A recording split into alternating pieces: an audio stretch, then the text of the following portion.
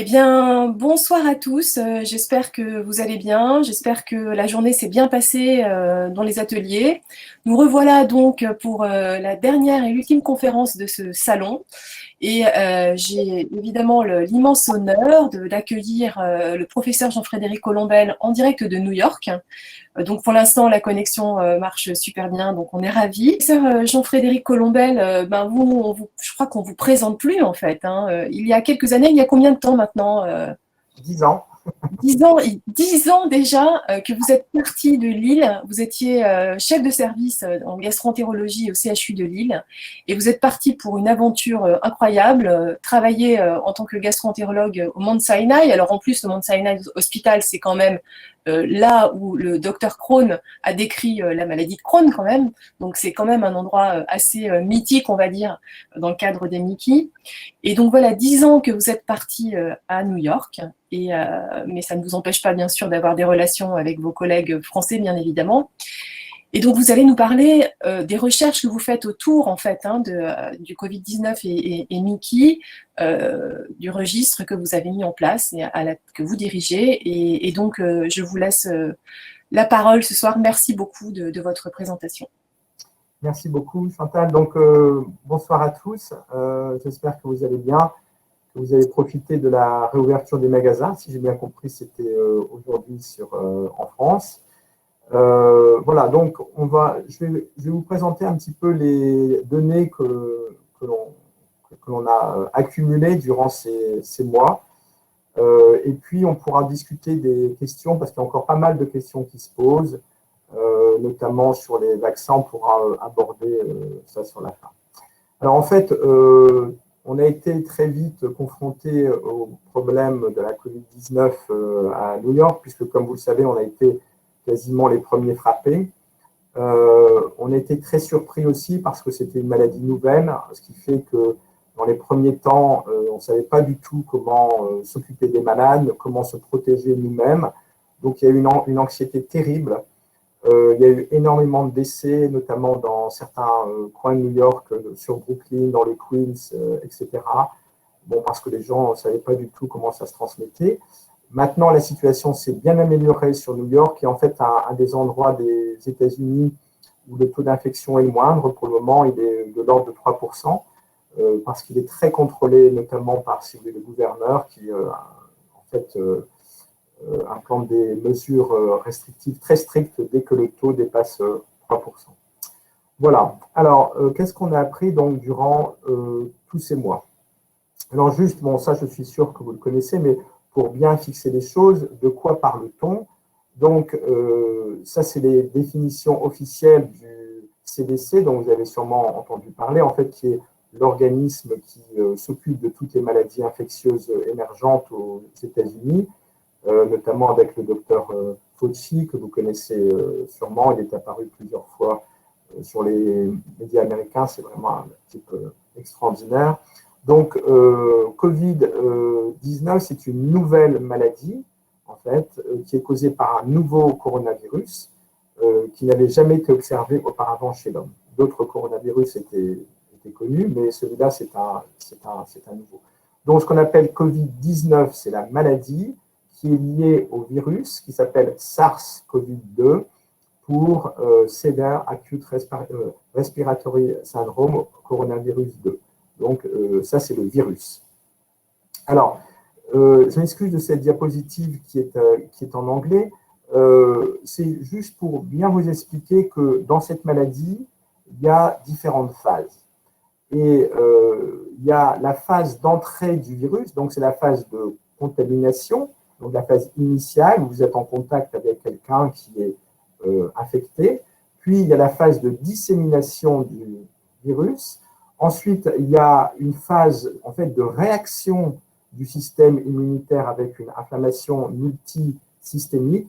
Et puis ensuite, il y a une phase qu'on connaît maintenant, qui est malheureusement un peu la phase ultime, où il y a des atteintes vasculaires, un phénomène de vascularite qui précède souvent, malheureusement, une évolution fatale. Alors, si je vous montre ça, c'est parce que c'est important, par exemple, de comprendre que certaines thérapeutiques, par exemple les anticorps provenant des sujets atteints, peuvent être efficaces à ce stade initial, mais ne le seront pas ici. D'un autre côté, comme il y a une réaction inflammatoire systémique, on comprend qu'en fait, des médicaments qui vont calmer cette réaction inflammatoire systémique, à ce stade, comme les corticoïdes, ou peut-être certains des traitements biologiques que vous utilisez, peuvent marcher à ce stade de la maladie. Donc, c'est important de bien comprendre cette gradation. Alors, les symptômes, vous la connaissez, les plus courants, la fièvre, l'essoufflement, la toux. Des symptômes digestifs peuvent aussi être présents. En fait, souvent, enfin, on a montré dans une étude qu'on a réalisée ici en collaboration avec nos collègues italiens que quand les symptômes digestifs sont prédominants, en fait, c'est plutôt de bons pronostics. Alors, diarrhée, nausées, vomissements, douleurs abdominales. Alors, c'est parfois difficile, bien sûr, quand on a une maladie inflammatoire, de différencier ce qui revient au Covid ou ce qui revient à une poussée de la maladie, mais des symptômes digestifs peuvent être présents chez des sujets, bien sûr, qui n'ont pas d'atteinte de type maladie inflammatoire intestinale. En pratique, pour les malades atteints du il faut rester attentif. Si vous avez des symptômes digestifs qui apparaissent brutalement, et en plus, si vous avez les autres symptômes clés mentionnés au-dessus, il faut immédiatement alerter votre médecin. Alors, la première question qu'on se pose, et j'avoue que moi, je me la suis posée, c'est pour ça que tout au début, encore une fois, comme on ne connaissait rien, on a un petit peu paniqué, on était très, très inquiets pour nos malades, parce qu'on s'est dit, ils sont atteints de maladies inflammatoires, en plus au traitement immunosuppresseur, est-ce que le risque d'attraper la maladie est accru? Et en fait, la réponse est vraisemblablement non. C'est-à-dire que maintenant, on a plusieurs études, je vous présente juste quelques chiffres qui montrent une faible incidence de la Covid, donc ça, je vous parle de la maladie, chez les malades avec UTI. Vous voyez, l'incidence de la Covid autour de 0,3%, comparable à celle dans la population générale. Alors, il y a beaucoup de biais possibles parce qu'il y a des biais de déclaration des cas, etc., etc. Mais enfin, de manière globale, on peut dire qu'en étant atteint de maladies inflammatoires, en soi, on n'est pas à risque accru de Covid-19. Alors, la plupart des traitements n'influencent pas ce risque. Alors, ça, c'est une étude qui vient en fait des vétérans, vous savez, donc des hôpitaux où consultent les vétérans américains. Il y a une population un petit peu âgée. Et bon, on n'a pas le tableau qui est en dessous, mais en gros, ça n'a pas montré non plus donc, de l'incidence accrue de Covid-19 dans la population de vétérans atteints de maladies inflammatoires. Il y a une étude qui concernait non seulement les malades atteints de maladies inflammatoires intestinales, mais aussi d'autres maladies dysimmunes comme le psoriasis, la polyarthrite rhumatoïde, etc., qui a montré, mais c'était une méta-analyse avec des problèmes méthodologiques toujours possibles, que peut-être les corticoïdes, et je vais y revenir après, augmentaient le risque, mais de manière faible. Voilà. Alors, la grosse question, c'est si vous êtes en contact, vous êtes infecté, est-ce qu'on est à risque accru de faire une forme sévère? J'entends par une forme sévère la nécessité d'être hospitalisé, éventuellement d'être admis en unité de soins intensifs, d'être ventilé, de nécessiter une ventilation et bien sûr, malheureusement, parfois de décès. Alors, voilà les facteurs de risque bien établis, d'après le CDC toujours, de faire une Covid sévère, donc ils sont résumés sur cette diapositive. Alors, comme vous le voyez, on a l'asthme, l'hypertension, l'obésité, le diabète, les maladies chroniques intestinales, l'obésité sévère, donc ici c'était un indice de masse corporelle de 30, ici de 40, et avec un effet cumulatif, c'est-à-dire que si vous accumulez deux de ces comorbidités, le risque est accru, et très très accru si vous en accumulez trois. Et donc, ces comorbidités, surtout si elles sont mal contrôlées, entraînent donc un risque accru de maladie sévère. Et les corticoïdes et d'autres traitements immunosuppresseurs, je vous parle hors MITI aussi, ont été accusés dans un premier temps donc de aggraver le risque de forme sévère. Je vais y revenir bien sûr dans le cadre des maladies inflammatoires qui nous intéressent aujourd'hui. Mais ce problème des comorbidités est absolument clé. Ça, c'est vraiment un des facteurs de risque les plus importants. Alors, dès qu'on a été confronté, donc je vous dis ici à New York en février, je me souviens, c'était au retour du congrès ECHO, on a commencé à voir les cas, on a essayé de réagir très vite. Et on a réagi très vite en créant ce registre que vous pouvez consulter d'ailleurs sur Internet, qui est le registre Secure IBD. Donc, on a bâti au Mont Sinaï et en collaboration avec nos collègues de l'Université de Caroline du Nord. Donc, ce registre a été lancé pour tenter de répondre rapidement aux questions qu'on se posait et que les malades nous posaient concernant les facteurs de risque. Est-ce que je suis sous anti-TNF? Est-ce que je suis à risque de faire une forme sévère? Avec une inquiétude qui était majeure à cette époque-là. Et donc, on a tenté de répondre à ces questions, encore une fois, dans le cadre des maladies inflammatoires intestinales en créant ce registre. Alors, c'est un registre international qui est basé sur la collection de cas de Covid-19 volontairement rapportés par des médecins du monde entier. Et dans ce registre, vous voyez, on a ici une forme très très simple à remplir sur Internet où on collecte des données sur la démographie, les comorbidités, les traitements et la gravité de la maladie. Les données sont stockées sur un serveur sécurisé et bien sûr, elles sont toutes anonymisées. Alors, comme vous le voyez, c'est basé sur la base du volontariat, donc ça ne reflète pas du tout l'ensemble des maladies inflammatoires à l'échelle mondiale, puisque c'est bien sûr, il y a probablement beaucoup de cas mineurs, etc., qui ne sont pas rapportés. Donc ça, c'est un biais possible de ce registre, ce n'est pas une étude en population. Alors, ça, c'est une donnée qui date du 17 novembre, où vous voyez le nombre de cas qui étaient rapportés dans le registre Secure IBD. Donc, vous voyez, en rouge, c'est la maladie de Crohn, en orange, la rectocolite. Et donc, le 17 novembre, on avait plus de 195 cas. On est aujourd'hui déjà à 3500. On a environ 150 nouveaux cas par semaine qui continuent de nous être déclarés.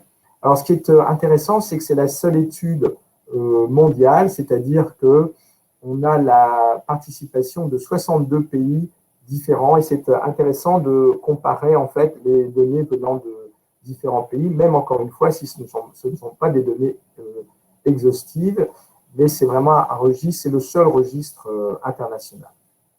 Alors, qu'est-ce qu'on a constaté dans ce registre? Voilà ce qu'on a constaté. Encore une fois, on parle ici de de malades qui sont atteints de Covid-19. Quels sont les risques de faire une forme sévère? Alors, la forme sévère est définie soit par le décès, soit par la nécessité d'être admis en réanimation, d'être ventilé ou de décéder. Donc, ça, c'est un index composite. Et vous avez ici le pourcentage de tous les malades qui, malheureusement, sont décédés, ont fait une forme sévère selon ces critères. Donc, vous voyez ici, c'est le pourcentage global. Et là, je vous donne juste une donnée que vous connaissez bien, qui n'est pas spécifique aux maladies inflammatoires, qui est celle de l'âge.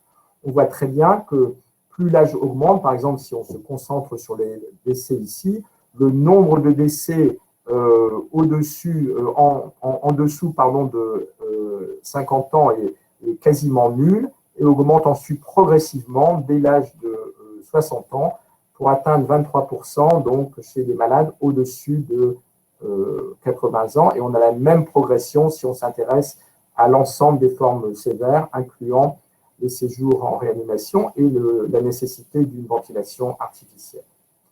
Le deuxième facteur qu'on a confirmé aussi et qui avait déjà été bien sûr supposé et proposé par le CDC, c'est les comorbidités, c'est-à-dire, je les ai montrés, l'asthme, l'obésité, les maladies rénales, maladies cardiovasculaires, etc., surtout si elles ne sont pas bien contrôlées.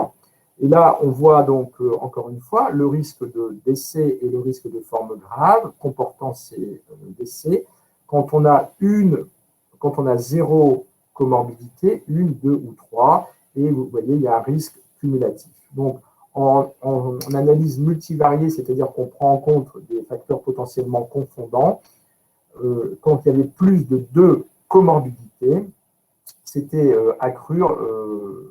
c'était associé à un risque significatif de forme grave qui était multiplié par 3 environ, donc confirmant bien ce que l'on savait. Alors, la question, bien sûr, qui était la plus importante pour nous, c'était, et pour vous, puisque les 2 premiers, finalement, ce n'est pas spécifique aux maladies inflammatoires, c'était le problème des traitements. Alors, voilà ici toujours la même représentation avec les décès et les formes graves, et vous voyez ici donc les différents traitements.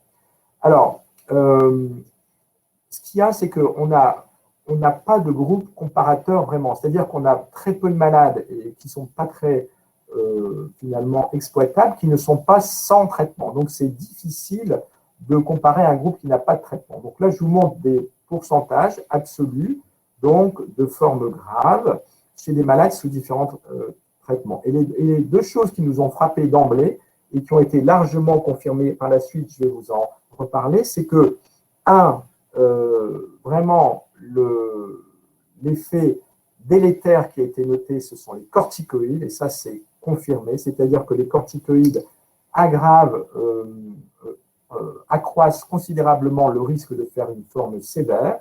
Par contre, les traitements biologiques, et notamment les anti-TNF, ne sont pas associés du tout à un risque de forme sévère et pourraient même avoir un effet protectif. Et ça, on l'a confirmé en fait sur plus de données, ça a été confirmé dans d'autres registres. Je pense que c'est les 2 grandes données que l'on peut retenir de cette table. Alors, revenons sur les corticoïdes. Ils ont été associés dans plusieurs études, non seulement la nôtre, mais d'autres études que j'ai citées ici, qui sont notamment des études italiennes et une autre étude américaine, à des formes sévères de la maladie Covid-19. Donc, dans notre registre, on analyse multivariée, c'est-à-dire qu'on regarde le risque spécifique associé aux corticoïdes en contrôlant pour d'autres facteurs, ce qu'on appelle des facteurs confondants, tels que l'âge, le sexe, le type de maladie inflammatoire, l'activité, les comorbidités, le tabac, l'obésité, etc. Et puis les autres traitements, on voit, vous voyez, que le risque était quand même considérable, environ 7, c'est-à-dire 7 fois plus de risque de faire une forme sévère quand on est sous corticoïdes. Il y a probablement un effet dose, mais avec une dose de 20 mg, mais qu'on n'a pas encore réussi à bien analyser, faute du fait d'un nombre insuffisant. On n'a pas observé ce risque, et ça c'est important aussi, même si on n'avait pas énormément de malades, chez des sujets qui étaient sous corticoïdes topiques de type budesonide. Alors, les anti-TNF, ça c'est clair, je crois que maintenant on peut le dire de manière formelle, ne sont pas associés à un risque de Covid sévère. Et en fait, ils sont potentiellement protecteurs. Et ça, c'est une étude italienne, vous voyez, qui avait étudié les facteurs de risque potentiels de Covid sévère et de décès. Et en fait, vous voyez, quand les malades sous anti-TNF, on a ce qu'on appelle un odds ratio qui est ici inférieur à 1, c'est-à-dire que c'est protecteur. Et donc, je pense qu'on peut confirmer pas de risque accru, voire un rôle protecteur. Alors, les thiopurines. Alors, dans nos données les plus récentes, on a pu montrer que les thiopurines étaient associées à un risque accru de Covid-19 sévère par rapport aux anti-TNF monothérapies. J'insiste bien sur ça. Dans notre registre, on compare toujours les traitements entre eux. On ne peut pas comparer un groupe contrôle puisqu'on n'a pas de groupe contrôle. Donc, ça veut pas dire que les thiopurines eux-mêmes ont un risque accru, mais en fait, ils ont un risque accru comparé au fait par exemple, à un malade qui est sous anti-TNF seul. Et vous voyez, donc ça, c'est les données les plus récentes, confirmant que les anti-TNF seuls ont un risque relatif inférieur ici à 1, donc qui est donc protecteur. Par contre, les thiopurines seules, c'est-à-dire l'imurel seul ou la captoprine seule, ont un risque accru de forme sévère par rapport aux anti-TNF, vous voyez, de l'ordre de 4. Et ce qui est important, je pense, c'est que le traitement combiné, c'est-à-dire quand vous avez un traitement combiné anti-TNF plus azathioprine, Inurel, c'est associé à un risque plus important de Covid sévère qu'un traitement par monothérapie anti-TNF. Alors, les autres traitements biologiques, c'est encore un peu tôt parce qu'on n'a pas énormément de malades, mais ça commence on a de plus en plus de données, donc je pense qu'on va pouvoir bientôt refaire une analyse sur plus de sujets. Ce qui est sûr, c'est que le Stelara, comme vous le voyez ici, par rapport aux anti-TNF, encore une fois, n'augmente pas, donc ça a l'air à peu près similaire. Le vedolizumab semble associé à un risque accru. Ça veut dire en fait que le vedolizumab n'a probablement pas cet effet protecteur qui est observé avec les anti-TNF. Encore une fois, ça ne veut pas dire que le vedolizumab est associé à un risque accru absolu, puisqu'on n'a pas de groupe comparateur sans traitement, mais disons qu'il fait moins bien que les anti-TNF par rapport au risque de Covid sévère. Alors, le tofacitinib, donc le Xeljanz, que vous utilisez peut-être, donc nous, on commence à utiliser beaucoup dans la rectocolite hémorragique, c'est très pratique puisque c'est un traitement oral. Vous voyez, le nombre de sujets était faible, 29, donc on ne peut pas conclure encore pour le moment. En gros, on n'a pas l'air du tout d'observer de risque accru non plus de forme sévère, que ce soit hospitalisation, admission dans un service de soins intensifs, nécessité d'une ventilation artificielle ou de décès. Vous voyez, les risques qu'on a chez des malades sous TOFA paraissent comparables aux autres médications, mais encore une fois, à prendre avec des pincettes, si j'ose dire, compte tenu du nombre faible ici de malades exposés dans le registre pour le moment. En résumé, donc pour cette partie, l'âge et les comorbidités, ça c'est pas spécifique aux maladies inflammatoires, sont vraiment les facteurs de risque numéro 1 de Covid sévère, ainsi que les corticoïdes. Ça, je pense qu'on peut le dire, les corticoïdes sont associés à un risque de forme sévère. Les anti-TNF en monothérapie ne sont pas associés à un risque de forme grave, voire pourraient avoir un effet protecteur. Et comme vous le savez, il y a d'ailleurs des essais en cours, notamment au Royaume-Uni, pour traiter les formes sévères de Covid-19 avec des anti-TNF, ce qui est assez paradoxal par rapport au crâne qu'on avait tout au début. Les traitements combinés anti-TNF et thiopurine augmentent le risque de forme grave par rapport au traitement monothérapie. Pour les autres traitements, je peux dire c'est encore en suspens. Il n'y a pas l'air d'y avoir grand-chose. Ça a l'air vraiment pour le moment très rassurant. Alors, ce n'est pas une étude parfaite. C'est un registre basé sur le volontariat. Il n'y a pas de groupe contrôle. Ce n'est pas une étude en population. Il y a des critiques qu'on peut faire à ce registre, absolument. Mais ça a quand même permis de donner en relative urgence des informations importantes concernant la sécurité des médicaments et toutes les questions qu'on recevait par dizaines dès le début de l'épidémie. Alors, une question qui revient souvent, c'est les enfants, bien sûr, puisque il y a des enfants qui sont atteints de formes précoces, donc de maladies inflammatoires. Globalement, et ça c'est la même chose que dans la population générale, les enfants atteints de maladies inflammatoires intestinales sont à risque faible de Covid sévère. Alors, on a étudié ça dans le cadre du registre Secure et on a combiné nos données avec un autre registre européen pour augmenter le nombre de cas. Et vous voyez, on a pu finalement observer 209 enfants avec maladies inflammatoires provenant de 23 pays. 48% étaient sous anti-TNF monothérapie, 23% sous sulfasalazine ou mésalamine. Aucun décès n'a été noté. Il n'y a eu que 14 enfants hospitalisés, dont 2 seulement en réanimation, mais qui ont ensuite guéri. Donc, un message très rassurant dans cette population pédiatrique. Alors, la question aussi, c'est comment, si vous avez une maladie inflammatoire, vous vous protégez. Là, il n'y a rien de spécifique finalement, et bon, je pense que vous avez entendu ces recommandations encore et encore, c'est-à-dire qu'il n'y a pas de recommandations spécifiques en termes de masques, distanciation, etc. C'est des choses que tout le monde doit faire. Alors, concernant les traitements, eh bien, voilà ce qu'on peut recommander. Donc, vous voyez, il y a les différentes classes ici, avec les différents noms de spécialités. Je vous ai mis ici dans cette colonne si ils étaient associés à un effet immunosuppresseur, oui ou non, et est-ce qu'il fallait les continuer ou non. D'une manière générale, je pense qu'il faut continuer votre traitement, surtout n'arrêtez pas votre traitement sans consulter votre gastro-entérologue. On a vu ça ici tout au début, encore une fois, parce que les malades étaient paniqués et ont arrêté parce qu'ils associaient, bien sûr, par exemple, le fait d'être sous anti-TNF à un risque infectieux accru, ce qui était tout à fait logique.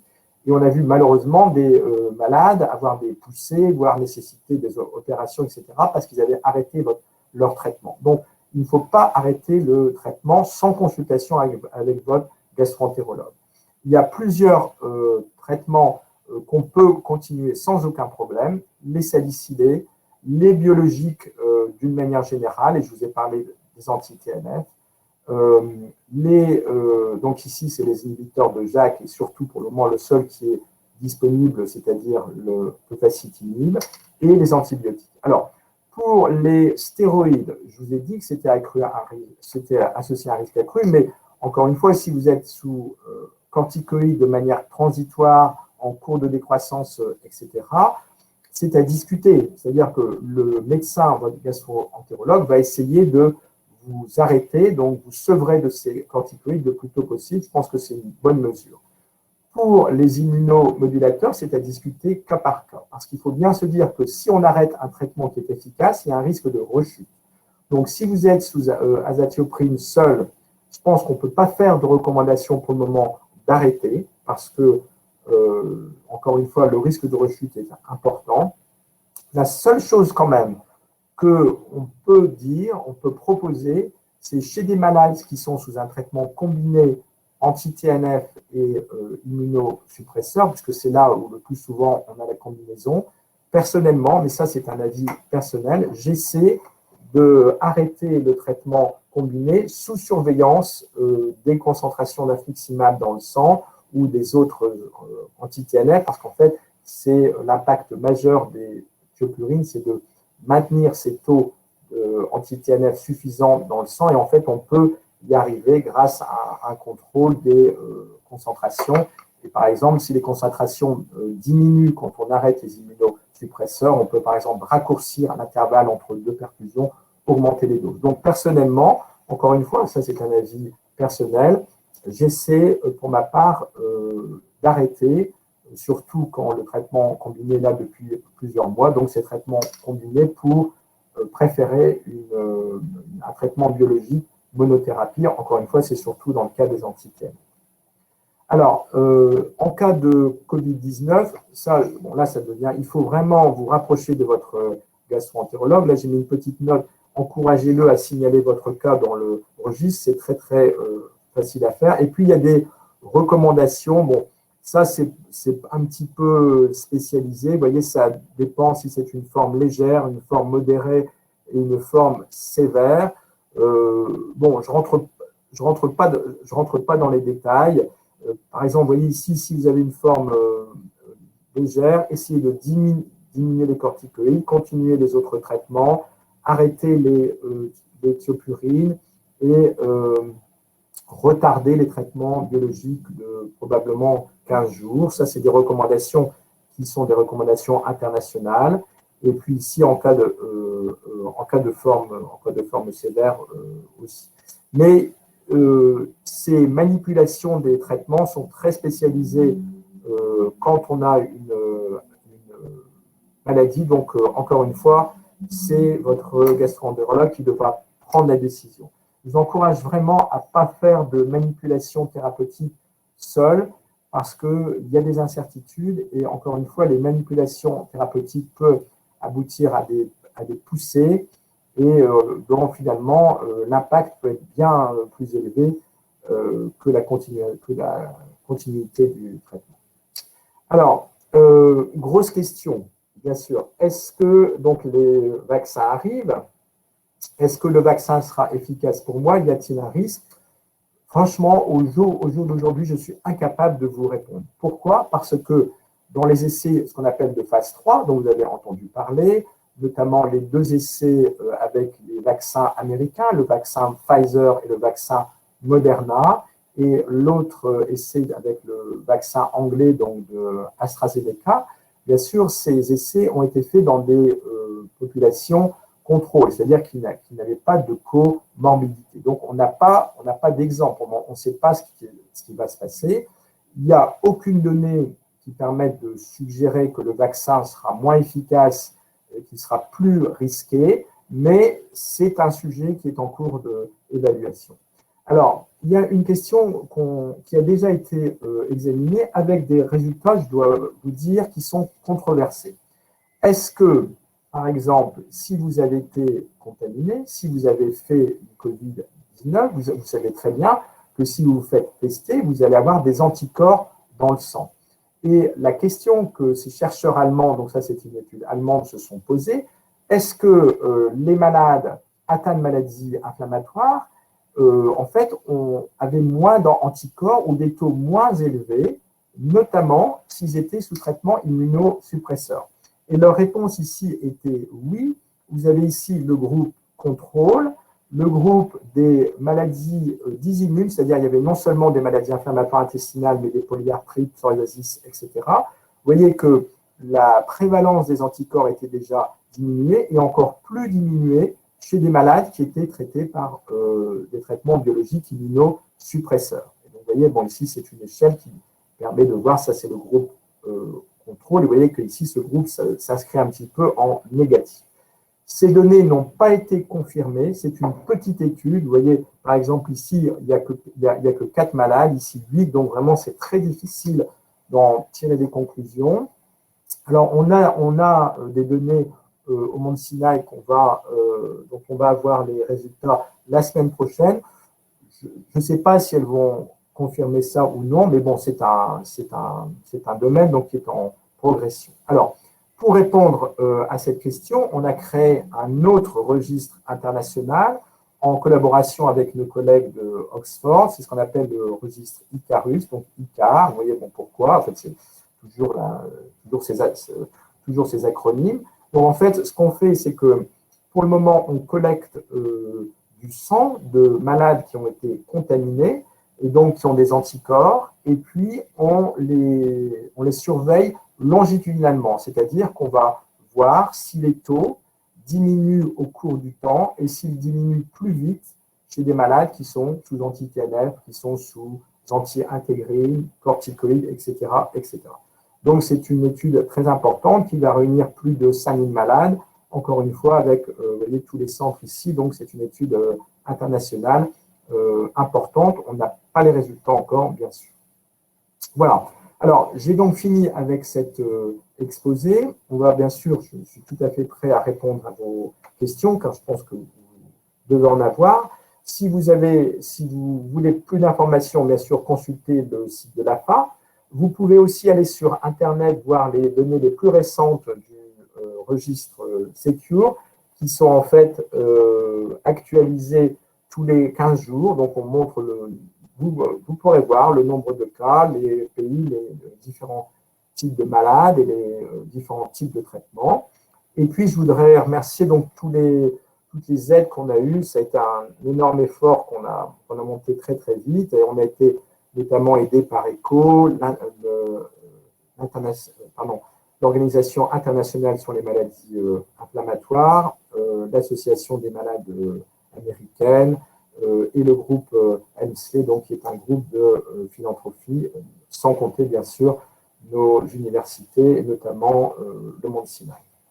Voilà, merci beaucoup. Merci beaucoup, Jean-Frédéric Colombel. En fait, c'est vrai que là, on a effectivement beaucoup de questions et c'est toujours très, très compliqué parce que finalement, c'est à la fois une source un peu d'angoisse hein, quand même, et puis il y a aussi pas mal d'incertitudes malgré tout. Donc, il faut essayer de jongler et d'être le plus juste, le plus rassurant possible aussi, je pense, vis-à-vis du Covid. D'abord, il y a pas mal de questions autour, effectivement, de risque de Covid plus grave quand on a des immunosuppresseurs. Mais avant, la question même de la contamination, est-ce que finalement, au-delà même du fait d'avoir des risques de Covid graves, le fait d'être sous immunosuppresseur ou anti-TNF ou corticoïdes nous expose davantage à attraper le Covid ou pas, ou on est plus, disons qu'on a plus de possibilités d'être contaminé par cette maladie? Alors, encore une fois, la réponse est non. Non, il n'y a aucune donnée. En fait, il y a des données qui montrent qu'il n'y a aucun risque accru, notamment quand on est sous biologique ou même sous immunosuppresseur. Il y a une toute petite incertitude concernant les corticoïdes. Peut-être que les corticoïdes augmentent relativement, peut-être par un facteur de 2, le risque d'être contaminé. Mais c'est le seul traitement qui a été incriminé dans le fait d'avoir un risque accru finalement d'être infecté. Donc c'est le seul traitement. D'accord. Peut-être qu'on pourrait enlever la diapo pour qu'on se voit de façon peut-être un peu plus élargie ensemble, voilà, pour discuter. J'ai bien sûr, j'ai plein d'autres questions, mais cette idée que finalement les anti-TNF seraient protecteurs entre guillemets d'un Covid grave, comment vous expliquez le mécanisme premièrement, et secondement, pourquoi en fait ce mécanisme n'est pas le même quand on est sous immunosuppresseur? Alors, c'est pour ça que je vous ai montré cette première diapositive qui malheureusement était en anglais avec les différentes phases de la maladie. C'est-à-dire que les anti-TNF protègent probablement pas à la phase initiale, ils n'augmentent pas non plus le risque d'infection, mais la phase plus avancée, c'est une phase de réaction immunitaire exacerbée finalement vis-à-vis du virus. Et c'est à ce stade-là où on a ce qu'on appelle, ce qui a été appelé l'orage cytokinique, c'est-à-dire qu'on a une réaction inflammatoire intense de l'organisme avec la production de cytokines, l'IL1, le TNF, l'IL6, etc. Et en fait, les anti-TNF calment cet orage cytokinique et ça explique vraisemblablement leur effet bénéfique. Ce qui explique aussi que, comme tu le sais, il y a eu des essais thérapeutiques, par exemple avec un anti-IL6, le tocilizumab, qui n'est pas utilisé dans les maladies inflammatoires intestinales, mais dans les maladies rhumatologiques. D'ailleurs, cet essai a été plutôt négatif, mais ce qui explique qu'il y a des essais en cours avec des anti-TNF. Encore une fois, c'est à d'autres phases. J'ai la même remarque pour les corticoïdes, c'est-à-dire que les corticoïdes, c'est encore plus subtil. En fait, on utilise les corticoïdes, notamment la dexaméthasone, à une forme avancée de la maladie. Là, il calme cette réaction immunitaire. Mais à une phase plus précoce, ils augmentent le risque finalement d'avancer dans cette forme sévère. Donc, il y a une dualité de l'effet des corticoïdes qu'il faut bien comprendre. Il y a différentes phases de la maladie. C'est ça qu'il faut bien imaginer. D'accord. Donc finalement, ces traitements, ils ont un rôle à différentes phases de la maladie, et pas forcément un rôle bénéfique et pas forcément non plus un rôle délétère, ça dépend des phases de la maladie. Mais encore une fois, le message est rassurant, globalement rassurant. Et moi, je suis très, très content qu'on ait commencé ce registre très tôt parce que moi, ça fait vraiment les mêmes inquiétudes. On s'est dit, mon Dieu, on va avoir beaucoup de malades qui vont arriver avec des formes gravissimes, qui sont sous anti-TNF, etc. Et en fait, pas du tout. Donc, pas de risque accru. 2, pas de risque de forme sévère dans la plupart des cas, quel que soit votre traitement. Et même sous anti-TNF, vous êtes peut-être même protégé de faire une forme sévère. J'évite de dire ça souvent parce que bon, ça va un petit peu loin, mais bon. Je pense ok. Alors, en dehors des traitements, Jean-Fred, là, par exemple, on a des patients qui nous disent, alors il y a 2 questions, je trouve qui sont intéressantes, qu'on ne pose pas très souvent, c'est finalement, en dehors des traitements, si moi j'ai une poussée de la maladie, une poussée inflammatoire de la maladie, est-ce que je suis plus à risque d'avoir un Covid grave, premièrement? Et si j'ai un Covid, je suis en rémission de la maladie, est-ce que j'ai plus de risque d'avoir une nouvelle poussée de la maladie? Alors ça, pour la première question, l'activité de la maladie, c'est un cofacteur. Le problème, c'est que dans le registre Secure, si tu veux, Anne, on le saisissait pas très bien parce que l'activité, elle était appréciée par le médecin. Tu vois, c'était pas apprécié sur des éléments objectifs. On n'a pas d'endoscopie chez les malades, on n'a pas de données biologiques. Donc, on avait actif, inactif. Bon, il semblait que les malades qui étaient actifs avaient un risque un petit peu plus élevé, mais bon, ce n'était pas un des facteurs majeurs. Bon, mais ça, quand même, le message, c'est qu'il vaut mieux tout faire pour avoir une maladie qui est en rémission. Ça, c'est clair. La deuxième question, qui est une question très intéressante et pour laquelle je n'ai pas de réponse, mais qu'on va étudier, c'est quel est l'impact de la COVID-19 sur l'histoire naturelle des maladies inflammatoires. Et ça, on ne sait pas. Pour le moment, on n'a pas de données montrant qu'après cette maladie, ça provoque des poussées. Ça a déjà été signalé pour d'autres virus, hein, mais bon, c'est pas très net. Par exemple, il y a d'autres agents infectieux. On sait bien que quand on est infecté, par exemple, par le Clostridium difficile, ça accroît le risque de faire des formes graves. Pour le Covid, on ne sait pas parce qu'on n'a pas encore suffisamment de données. Donc, on est en train de bâtir une autre étude de suivi au long cours des malades qui ont été atteints de Covid-19. Il y a d'ailleurs des très gros registres aux États-Unis actuellement où les malades se regroupent, tous les malades qui ont été atteints, pour voir quelles sont les conséquences long cours. Parce que tu sais, on commence à voir, c'est un petit peu flou, des gens qui disent que, tu vois, il y a ce qu'on appelle les long haulers, c'est-à-dire les gens qui ont des symptômes qui se poursuivent, la fatigue, l'apparition de signes neurologiques, voire l'apparition d'autres maladies. Il y a eu des cas rapportés, par exemple, de malades qui ont été atteints de Covid-19 et qui ont déclenché une nouvelle maladie inflammatoire intestinale qui n'était pas connue. Bon, c'est anecdotique. Mais il faut absolument, c'est très très important, il faut suivre ces cohortes de malades au long cours pour voir ce qui va se passer. Il y a une incertitude. Bon, pour le moment, il n'y a rien qui n'a été signalé, mais c'est une question importante. Je ne peux pas répondre pour le moment. Ok.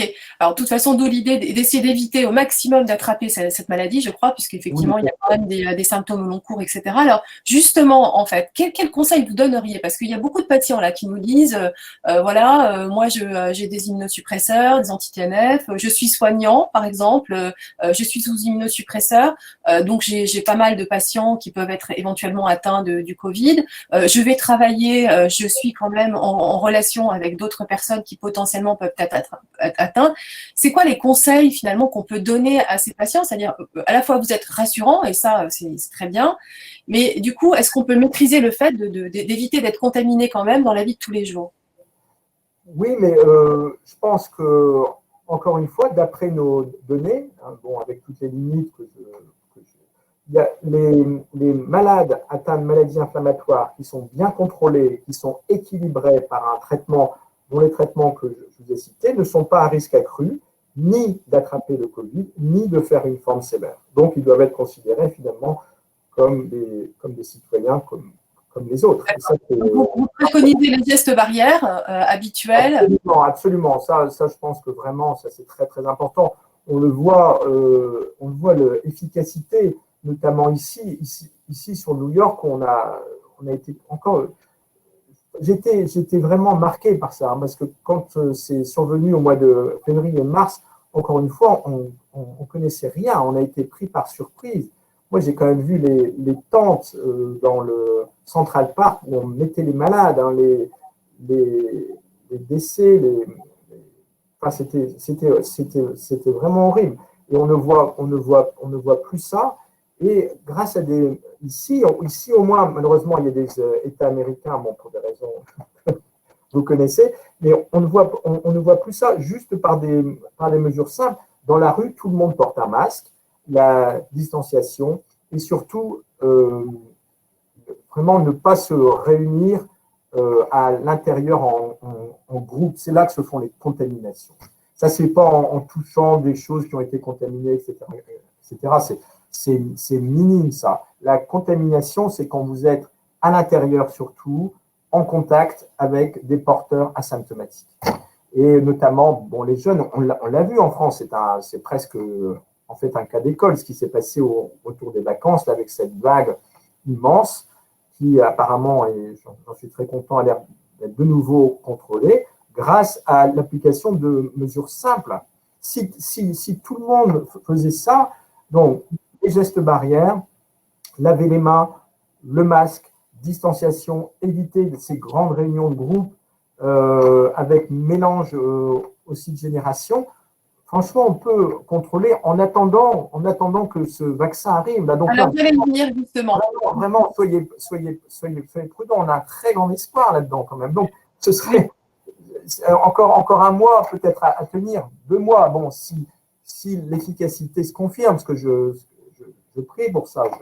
Alors, j'allais y venir parce qu'il y a beaucoup de questions, évidemment, vous vous en doutez, autour du vaccin, hein, puisque c'est effectivement, ça peut être une forme de sortie hein, de cette crise sanitaire assez importante.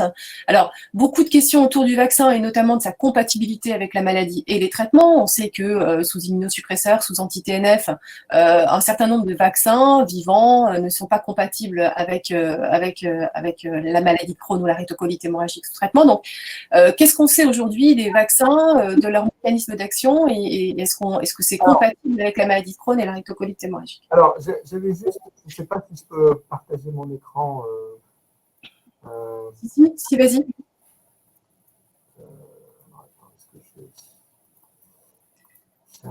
Excusez-moi. Voilà. J'avais rajouté en fait une petite diapositive. Est-ce que vous voyez mon écran? Oui, on voit l'écran. On voit l'écran, mais on voit, pour l'instant, on ne voit que. Là, voilà, vous voyez là? Non, on ne voit pas. Ah, mince alors. Pourtant, ça devrait passer. Non, vous ne voyez pas mon écran là? On voit ton écran, mais on ne voit que, on ne voit que ton que le dossier et pas le PowerPoint. D'accord. Bon, je vais ouvrir ça. Comment ça se fait? Ah, c'est l'important, ça marchait bien tout à l'heure. Donc, ce que vous vouliez nous montrer, c'était les différents vaccins attendus. Il y en a d'autres. Bon, c'est peut-être malheureusement, je n'arrive pas à partager mon écran. Je ne sais pas pourquoi. Donc, j'arrive à bon, c'est pas grave. En gros, les deux, il y a plusieurs types de. C'est quand même dommage que je ne puisse pas vous montrer ça. Il y a, je refais un essai. Alors,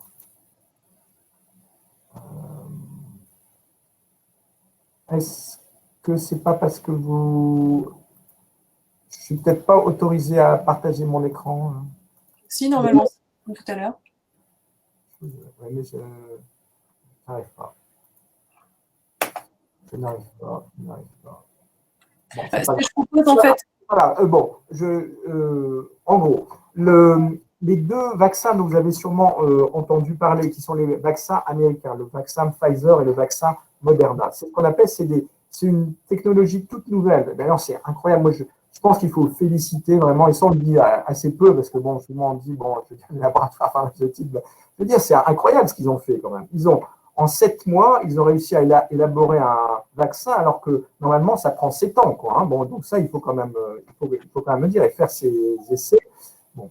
Ces deux vaccins sont ce qu'on appelle des vaccins à ARN. C'est-à-dire, en fait, on injecte à l'intérieur, si vous voulez, du sujet, un ARN qui va coder pour une protéine qui est une des protéines du virus, qui s'appelle la protéine Spike, donc qui est située sur le virus.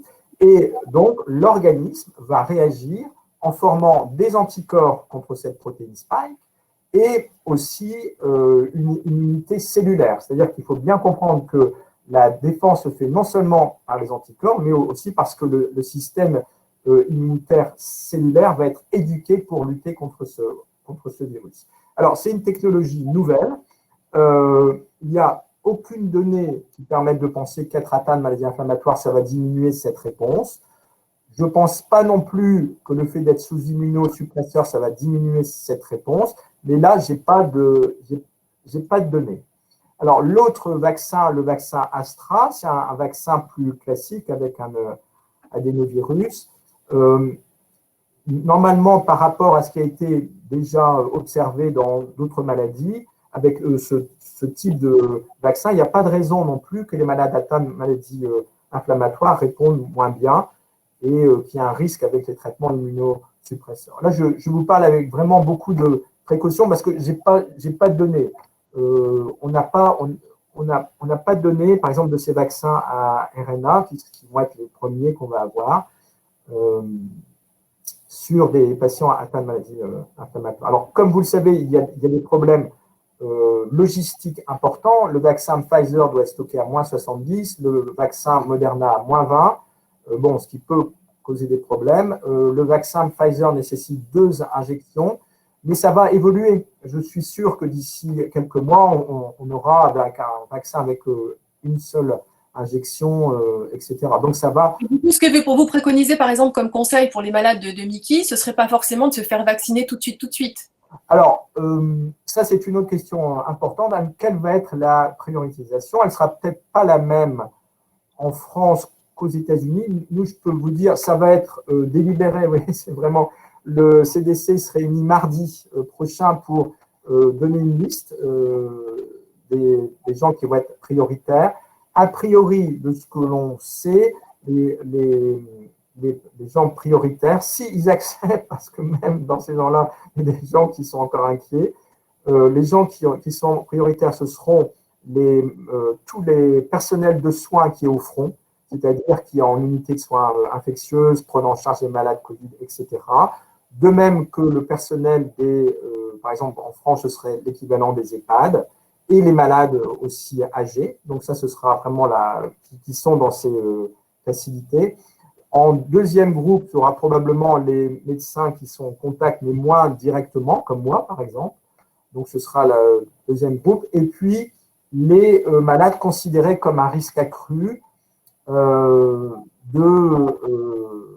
d'être atteints, par exemple, tous les malades qui ont en fait des comorbidités dont je vous ai parlé. Diabète, maladie rénale, cardiovasculaire, l'asthme. Les maladies inflammatoires, on ne sait pas.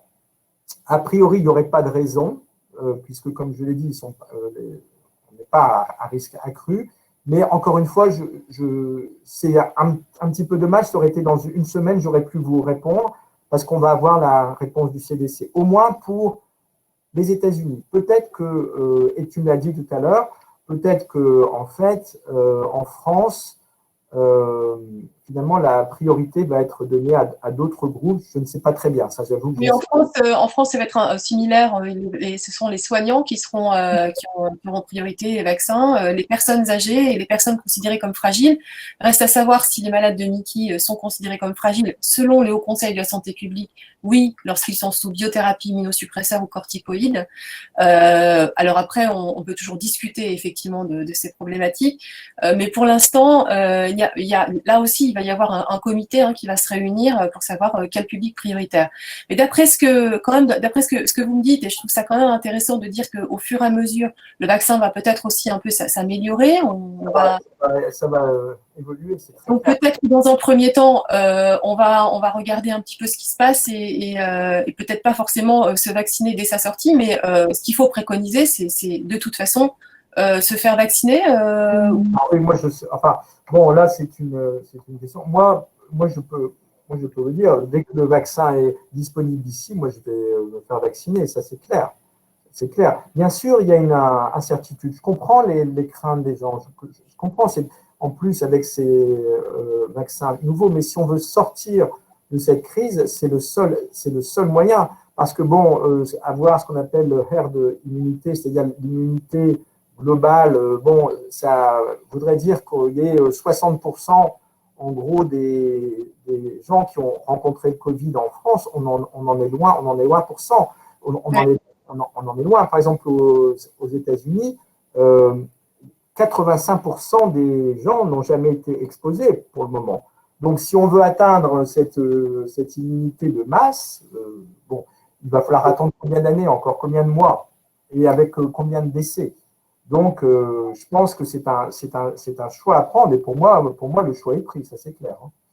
Ok, donc ce qu'on va faire, c'est peut-être attendre effectivement, on attend davantage sur les mécanismes d'action pour voir effectivement si tout ça est vraiment compatible avec une maladie Crohn ou une rectocolite hémorragique et sous traitement immunosuppresseur notamment.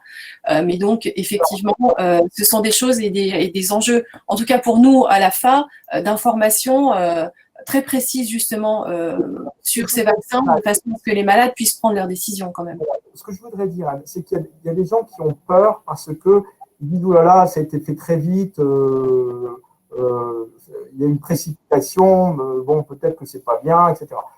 Là, toutes les procédures ont été respectées, c'est-à-dire qu'il y a une phase 1, une phase 2, une phase 3 sur des milliers de personnes qui ont été faites de manière tout à fait normale. Les mêmes procédures ont été faites pour ce vaccin que pour les médicaments qu'on utilise pour le moment. Exactement les mêmes procédures. La seule chose, c'est que ça a été accéléré de manière remarquable d'ailleurs. C'est extraordinaire ce qui a été fait quand même. Hein. Il faudra le dire un jour. Ce qui a été fait par ces firmes et bien sûr avec la collaboration située des gouvernements, réussir à tester et à venir avec un vaccin 7 mois après que cet effort ait été débuté, c'est remarquable. Encore une fois, j'entendais Christian Bréchot hier, qui est un expert, qui disait normalement ça prend 5 à 7 ans. Hein. Tout à fait. Donc effectivement, c'est vrai que ça a été un gros effort. C'est vrai que c'est une temporalité qui est tout à fait inattendue et en même temps, du coup, c'est aussi peut-être ce qui crée aujourd'hui toutes les inquiétudes. Mais encore une fois, je pense qu'effectivement, il va falloir faire preuve d'informations plus précises et donc peut-être de moins de certitude pour pouvoir rassurer les personnes et faire en sorte. Il va falloir une transparence totale sur les vaccins, ce qu'on sait, ce qu'on ne sait pas. Par exemple, je peux vous dire, parce que j'ai des amis qui ont été vaccinés, enfin qui ont été dans l'essai, donc ça ne pas s'ils ont été vaccinés, mais ils pensent que oui. Bon, c'est sûr que la première injection entraîne des petits effets secondaires, comme certains l'ont quand ils se font vacciner contre la grippe, par exemple, et la deuxième encore plus, un petit peu, avec des myalgies, une espèce de syndrome grippal, etc. Donc, il faudra probablement éviter de travailler le lendemain. Mais bon, tout ça. C'est aussi la preuve que le système immunitaire fonctionne. Exactement, tu as tout à fait raison. Et probablement, tout ça disparaît en quelques jours. Alors, il y a la question, bien sûr, du long terme, mais ça, par définition, j'ai la même question pour tous les médicaments qu'on prend. Hein. Bien sûr. Ok, alors il y a encore bien sûr plein d'autres questions, mais là je vois qu'il est déjà 17h58 et Chantal Dufresne, donc notre présidente, est venue nous rejoindre. Bonsoir Chantal. J'étais là pendant toute la conférence. Déjà, Jean-Frédéric Colombel, un très très grand merci. Il est quelle heure là à New York en ce moment? Il est midi, non? Fin de matinée. Il commence à faire faim. Il fait beau à New York, vous m'aviez dit? Il fait 18 degrés. Très bien. Donc, ça va être la balade le samedi après-midi dans Central Park. En tout cas, un très très grand merci de nous avoir consacré du temps aujourd'hui sur les dernières données. Même si on voit qu'il y a des incertitudes, il y a aussi beaucoup d'avancées et donc c'est très important de ce registre en fait. Hein, ça donne vraiment des choses, des données intéressantes pour la suite. Maintenant, je vais laisser la parole à Chantal Dufresne peut-être pour clôturer ce salon, pour peut-être donner un petit message. Absolument. Absolument. D'abord, professeur Colombel, vraiment un très, très grand merci encore. C'était passionnant. Alors, on voit qu'il y a quand même évidemment beaucoup de questions encore, hein, mais ce qui est intéressant dans ce que vous avez dit, c'est aussi l'importance de la recherche. C'est-à-dire que on voit comment cette recherche médicale a accéléré ces dernières années les réponses qu'on peut avoir sur le Covid, sur les vaccins. C'est extraordinaire. On voit comment dès qu'on donne plus de moyens, dès qu'il y a des collaborations, cette recherche avance plus vite. Hein. Donc ça, je crois que c'est très important. Alors donc merci à vous et puis vous avez toujours été présent pour l'AFA, pour les malades. Vous avez été là pour les 30 ans de l'AFA. J'espère que vous serez là pour nos 40 ans en 2022. Merci à toi, Anne, hein, parce que tu es une super animatrice et devenue aussi experte en Mickey depuis le temps. Parfois, tu peux, hein, les médecins, quelquefois, ont du mal à te suivre. Hein. Et alors, évidemment, les participants, vraiment bravo, parce que on a dit c'était le premier jour de course. de Noël, jour de beau temps, premier jour où on pouvait partir à plus d'1 kilomètre de chez soi. Et donc, il y a eu beaucoup de participants. Et en plus, il y a le replay qui arrive. Donc, bravo à vous d'avoir été là. Et alors, évidemment, les partenaires, hein, parce que sans eux, on aurait du mal aussi à avoir toutes ces actions. C'était une belle première, ce salon, vraiment, c'est extraordinaire. Et je crois que vous tous qui étiez présents, vous avez plébiscité. On a eu des messages incroyables en disant qu'il fallait continuer. Alors ça, je crois qu'on va en débattre avec l'équipe de l'AFA pour certainement, il y aura des choses qui vont changer hein, avec le virtuel. Mais enfin bon, votre présence vraiment à tous nous manque. Comme je disais en introduction, les petits cafés, les discussions de couloir et puis cette chaleur humaine parce qu'on est tous quand même une famille à l'AFA, on est une famille qui aimons nous retrouver. Donc, j'espère que ça reviendra quand même très vite. Donc, il y a d'autres actions de l'AFA qui suivent. Hein. Donc, ce que je vous conseille, bien sûr, à tous, c'est de vous inscrire sur nos newsletters, si vous ne l'êtes pas déjà inscrit, pour pouvoir suivre toutes ces actions. Il va y avoir d'autres directs, d'autres conférences, d'autres actions. Et voilà. Et puis, évidemment, je vous rappelle qu'évidemment, toutes ces actions ne sont possibles que grâce à votre soutien, à vous tous. Pensez au petit clic d'adhésion hein, sur notre site ou au petit chèque d'envoyer à l'AFA, parce qu'évidemment, tout cela demande des moyens, la recherche demande des moyens, l'information, tous les objectifs de l'AFA, le soutien des malades.